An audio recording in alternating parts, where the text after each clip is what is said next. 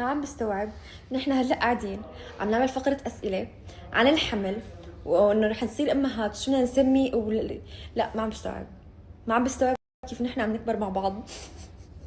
يا الله. أوكي، ما بدنا مشاعر في كل مكان، نضب الهرمونات على جنب. تمام، السؤال هو لو كان بنت شو بدك تسميها، وإذا كان ولد كمان. هلا شوفوا، من ناحية الأسامي ما كثير فكرت بالموضوع لسه. ما لنا مستوعبين أنا وغيث هذا الموضوع، فإنه من فترة لفترة بنحكي موضوع الأسامي. بس في اسم ولد ببالي. ليش؟ لأنه من زمان قبل ما أنا أكون حامل حلمت منام إنه أنا جبت صبي، أوكي، وسميته. فكان الاسم كتير حلو، وكان بالمنام أول شيء ما كنت مقتنعة فيه، بعدين بلشت حبه. فبس ما رح أقلكم، فاختصروا على حالكم وما تسألوا. بس في اسم صبي ببالي، اسمح لكم. متى كشف الجنين متسرعة؟ امتى رح نعرف جنس المولود؟ هلا عملت فحص دم، اوكي، اسمه NIPT، عملته من فترة. هذا ال NIPT هو فحص دم بيعملوه ليشوفوا الكروموزومات اذا كلها تمام للبيبي، وبنفس الوقت بيبين معهم جنس المولود. فعملت التست من تقريبا شي 6 ايام، فباقي له كم يوم كمان، لانه هو بياخذ تقريبا من 7 ل 10 ايام. فمفروض انه بهالفترة يطلع التحليل. ويا بما انك اكتشفتي انك حامل قبل رمضان بيومين، هل صمتي او لا؟ هلا اعتقد الحامل بتقدر تصوم، بس طبعا في ناس هذا الشيء بيفرق من جسم لجسم ومن حمل لحمل. في ناس بيكون خطر عليهم الصيام برمضان، خطر على الجنين، خطر على صحتهم، ممكن يكون صعب عليهم الصيام. وفي ناس بيصوموا رمضان.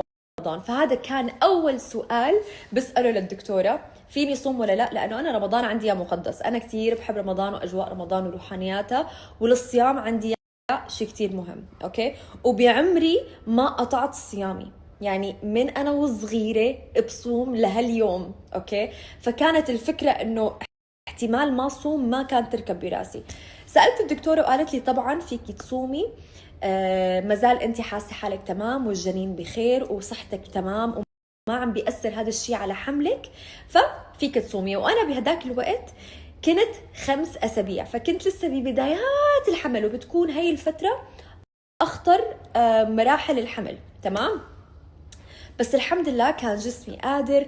صمت رمضان، بس على آخر أيام رمضان صار معي أعراض خفيفة.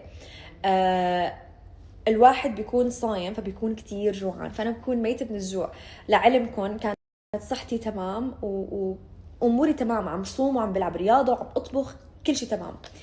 آخر أيام بلشت دوخ لأنه ما عم آكل، بس طنشتها، أوكي. وأعتقد هذا كان غلط، طنشت دوخة.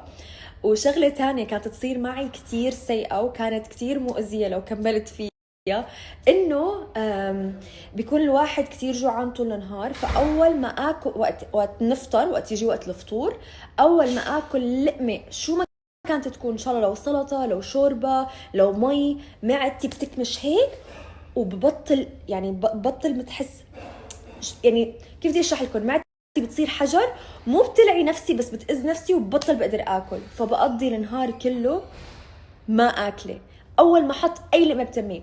فقلت لها للدكتوره، قلت لها انه انا عم صوم وكل شيء واموري تمام، عم تجيني دوخه بس، وبنفس الوقت اول ما اكل لقمه ما بقدر اكل. قالت لي هذا الشيء ممكن يكون خطر على الجنين، لانه هي الفتره فتره نمو البيبي، ونموه لازم نحن نغذيه مزبوط وناكل مزبوط.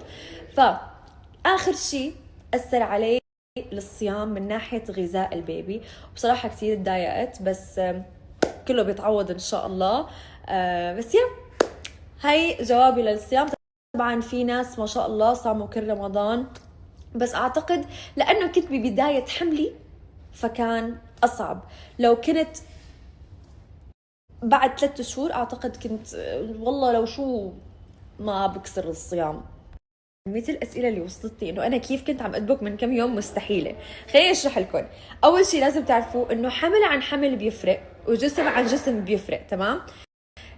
من أول ما عرفت إني أنا حامل كملت حركة طبيعي ورياضة طبيعي، بس طبعا كان خفيف بأول كم أسبوع. ليش؟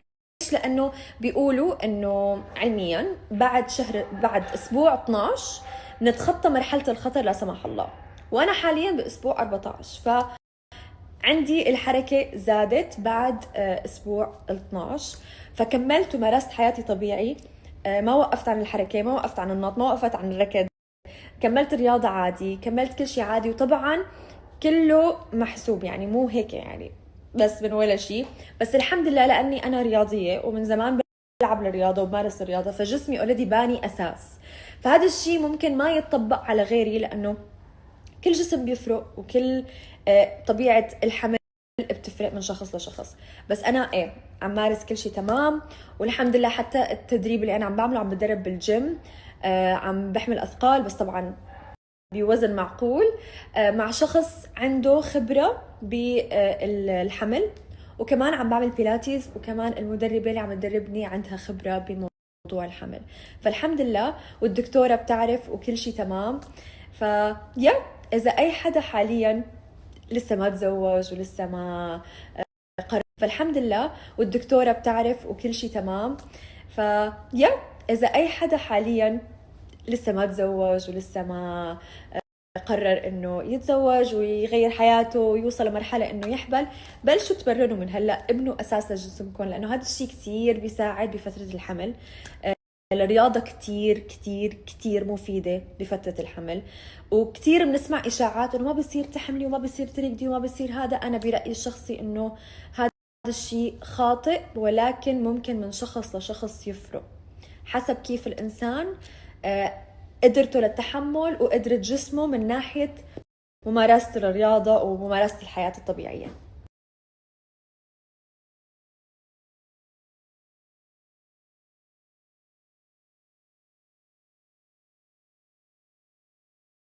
النص بصراحة كنت مترددة اني انا جاوب على هذا السؤال، لانه كتير سمعت انه ما لازم احكي بالموضوع، او انحكالي انه ما احكي بالموضوع، بس ما فهمت ليش وفهمت ليش. يعني انا بالنص، بس انا متعودة اني اشارك كل شيء معكم، وبما انه انا هلا حامل وجديد وعم مر بفترة جديدة بحياتي، فبحب شارك هالتفاصيل معكم، مشان لو في وحدة تقيلة على انه تحبل، او هلا مثلا باول فترة حملها، ممكن نتعلم من بعض وقت نشارك هاي الامور مع بعض. بس ما شرط انه حمل وحمل يشبه بعضه، ممكن يكون جدا مختلف.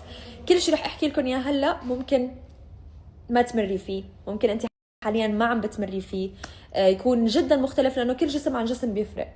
وقت احكي عن موضوع اللحام مو بس عن الاكل بالذات، بيكون عن كثير امور، مثل مثلا لاعية النفس، النوم، التعب، وجع الظهر، كل شيء بشكل عام. تمام؟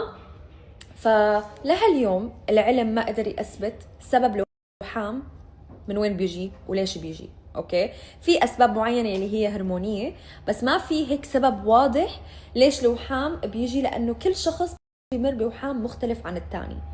فانا الحمد لله من اول ما عرفت انا حامل لهلا كان حملي الحمد لله الحمد لله الحمد لله يا ربي انه كان كتير سهل. اوكي، ما حسيت بشيء، ما حسيت بتعب، ما اجتني لعيه، اجاني مايجرينز، وجع الراس. اظن هلا شبك معكم هيك بلوتوث.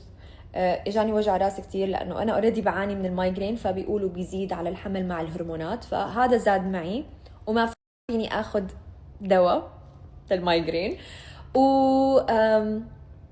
وحامي بشكل عام كان سهل. اول فتره اجاني نوم كتير، بس انا بشكل عام بحب النوم، بس عم نام كتير بكير وفي كتير بكير.